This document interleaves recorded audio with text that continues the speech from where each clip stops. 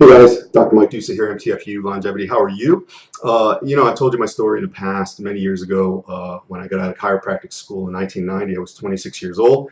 I had just won the big bodybuilding contest that I had tried to win for many, many years. Graduated, my life really came to a head, a point. I was ready to tackle life. Everything was great. And coming home from school, I got in a bad car accident. Really, really severely damaged my leg. Ended up, along with a nerve condition, a rare nerve condition I suffered. I was on crutches for 3.5 years. I got really, really out of shape. Pretty much lost everything. Had nowhere to go, nowhere to live. It was really quite the thing. And I had a lot of anger, sadness, depression, feelings of loss. I felt I was suffering.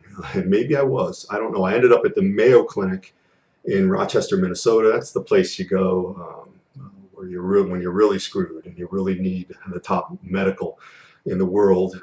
That's a different issue because I ended up leaving there on my own. But in any event, you go there, you get a roommate. My roommate was interesting. His name was Al. He was a lot older than me. He had graduated from college in 1969.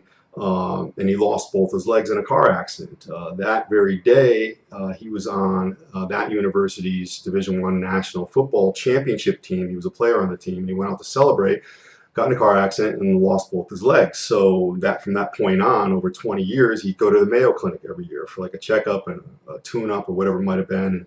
And essentially, Al didn't have a long time to live.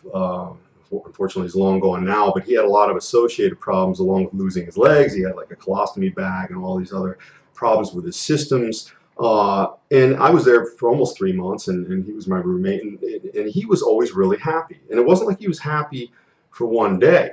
He was happy the entire time we were there. So he wasn't fronting. It wasn't an act. And I had to ask him because he seemed a lot worse than me, especially since I was a lot younger.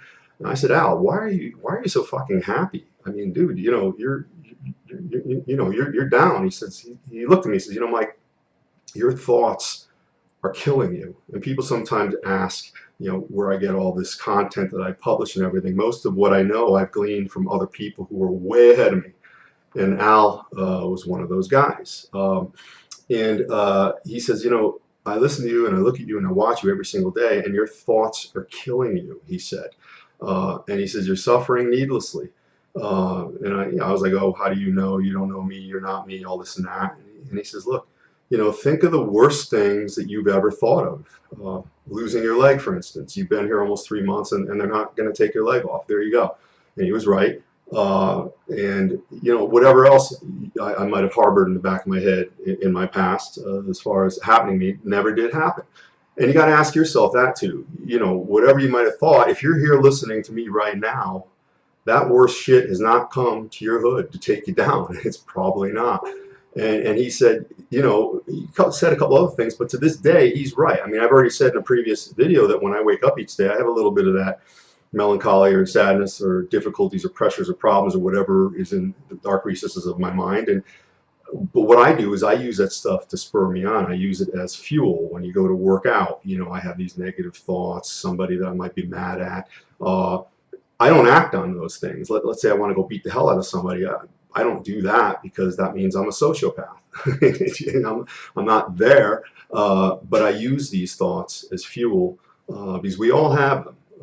And you can let them manifest to take you down and ruin you, and then you're suffering, or you can use them as fuel.